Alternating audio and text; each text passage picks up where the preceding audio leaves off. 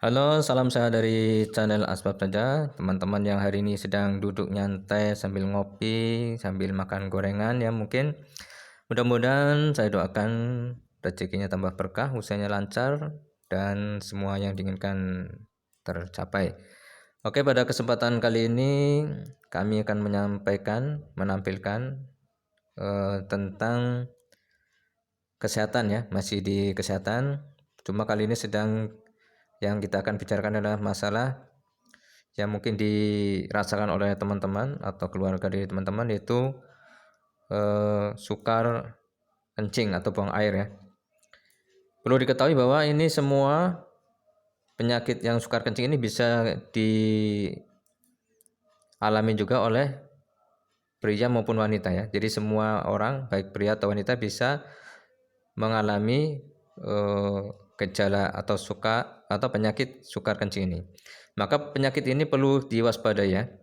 Perlu diwaspadai dan perlu diperhatikan, jangan sampai menjadi semakin parah ya. Ini biasanya ditandai ada keinginan untuk buang kencing ya, atau buang air, ada keinginan, tetapi begitu kita mau buang ternyata mengalami kesusahan. Jadi biasanya ini disebabkan oleh berbagai faktor ya, berbagai faktor. Ada diantaranya adalah ada pembengkakan dari prostat ya. Kemudian ada infeksi kandung kemih. Ini bisa juga menyebabkan susah buang air ya. Selanjutnya adalah ada batu di kantong kemih, ini ada batunya yang menghambat daripada saluran air yang tadinya harus keluar menjadi terhambat keluar. Ini akan menjadikan susah buang airnya. Kemudian ada juga gejala karena ada orang itu mungkin habis operasi ya. Ini bisa mengalami juga gangguan susah buang air. Selanjutnya adalah ada kalanya terganggu sarafnya sehingga yang harusnya tadi sarafnya bisa mengeluarkan kencing atau air jadi terhambat. Nah, biasanya kalau ini ada faktor usia ya, karena sarafnya sudah mulai melemah sehingga ada terganggu sarafnya yang tadinya kuat mengeluarkan menjadi lemah. Ini harus perlu kita terapi ya. Selanjutnya adalah ada gangguan tentang psikologis ya. Mungkin kadang dia ada stres atau sebagainya, ada tekanan di tempat kerja atau tekanan di lingkungan ya, atau di keluarga. Ini bisa menjadikan gangguan daripada buang air ya. Selanjutnya adalah karena ada masalah obat-obatan ya. Biasanya orang-orang yang sakit kemudian diharuskan minum obat setiap hari. Nah, karena adanya setiap hari minum obat itu, maka ada penumpukan zat kimia di ginjal atau di kantong kemih sehingga menjadikan mengkristal sehingga airnya susah untuk keluar ya ketika kita buang air. Maka pada kesempatan kali ini kita akan ngasih tips ya untuk pengobatan secara pribadi ya, untuk apa? Supaya minimal akan membantu untuk melancarkan kesulitan daripada gangguan dari susah buang air kencing ya. Jadi kita tetap menggunakan kaki ya. Jadi kaki kita ini banyak saraf-saraf yang mana saraf itu akan menghubungkan daripada seluruh organ-organ yang ada di tubuh kita. Jadi kita ini fokus ke bagian kaki karena kaki ini adalah yang bisa kita buat kita terapi sendiri ya. Pakai tangan ataupun di kaki kita bisa melakukan sendiri secara mandiri.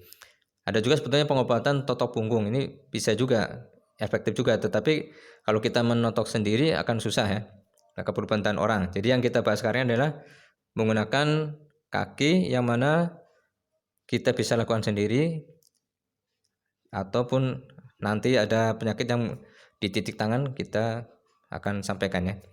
Oke ya, kita lanjut ke kaki. Nah, ini penampakan kakinya. Di teman-teman boleh diperhatikan yang mungkin mengalami gangguan sukar kencing atau mungkin ada keluarga atau teman yang mengalami gejala yang sama.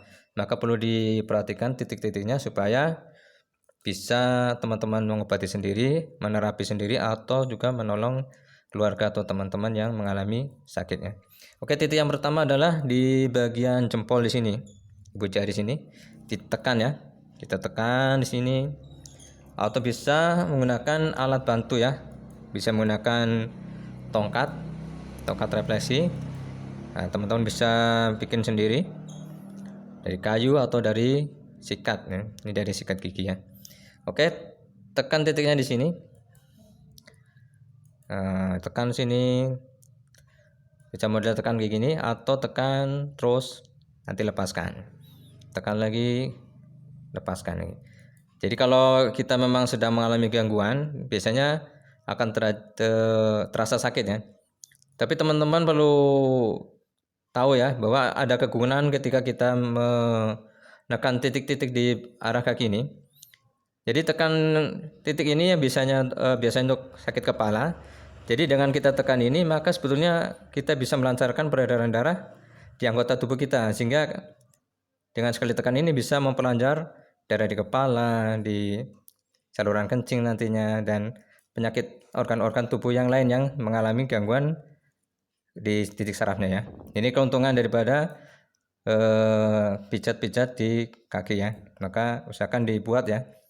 Jangan kita tekan ini, maka organ-organ yang mengalami gangguan akan secara perlahan akan diperbaiki ya.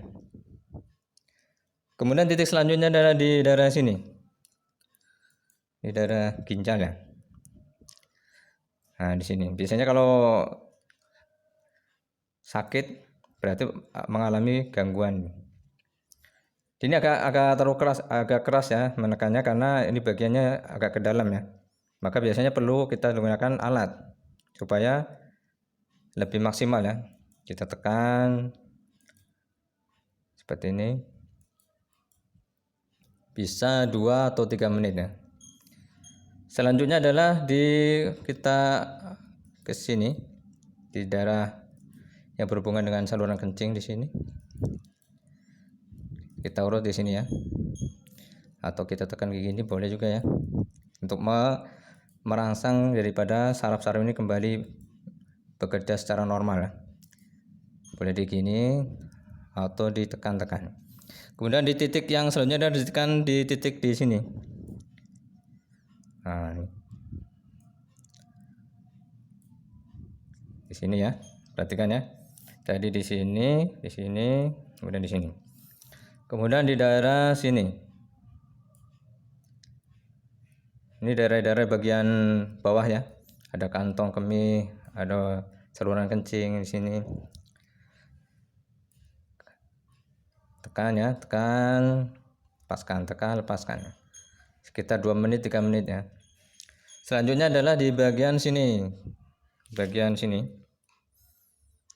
Ini sama juga ya, saluran bawah juga.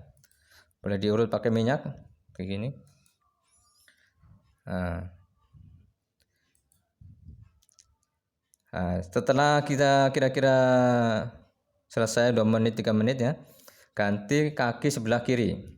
Ini kaki kanan, nanti kaki sebelah kiri titiknya sama ya.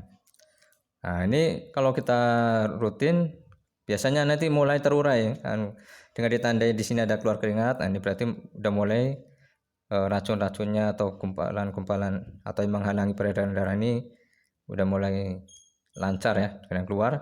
Kalau bisa ditambah lagi dengan habis pijit ini minum air hangat ya. Kemudian ditambah lagi minum madu ya, sebagai untuk meningkatkan stamina ya, stamina. Jadi itu saja dulu ya, kita titik-titik tentang untuk mengatasi saluran gangguan susah kencing, buang air. Jadi ini titiknya simpel aja di sini, dan kita bisa praktekkan sendiri. Jadi teman-teman bisa buat secara sendiri, mandiri, atau bisa juga untuk menolong orang lain ya. Jika ada mungkin teman-teman atau mempunyai keluarga atau teman-teman yang lain yang sakit, maka boleh di-share. Mudah-mudahan bisa membantu ya. Kemudian ketika sudah kita buat, kita usaha, ternyata masih belum berhasil juga, maka mungkin kita perlu pergi ke dokter ya untuk mengecek ya. Jadi memang kita ini apa yang kita buat hari ini tidak menjadikan 100% sembuh ya, karena kesembuhan itu tetap di tangan Allah Subhanahu wa taala. Jadi kita hanya berusaha. Ketika kita buat terapi di kaki ini tidak berhasil, maka kita mungkin harus usaha lagi dengan mencari bantuan, mungkin terapi yang lain, mungkin dengan totok punggung atau bekam, atau habis itu minta ke berobat ke dokter untuk ngecek ya. Jadi tetap harus kita buat usaha yang satu lagi, nggak bisa buat usaha yang lain ya. Mudah-mudahan apa yang disampaikan video kali ini menjadikan teman-teman bisa lebih sehat. Mungkin ada keluarga teman-teman yang lain juga sakit bisa menjadi sehat lagi ya. Mudah-mudahan video ini bisa bermanfaat. Sampai jumpa lagi di video berikutnya. Salam sehat.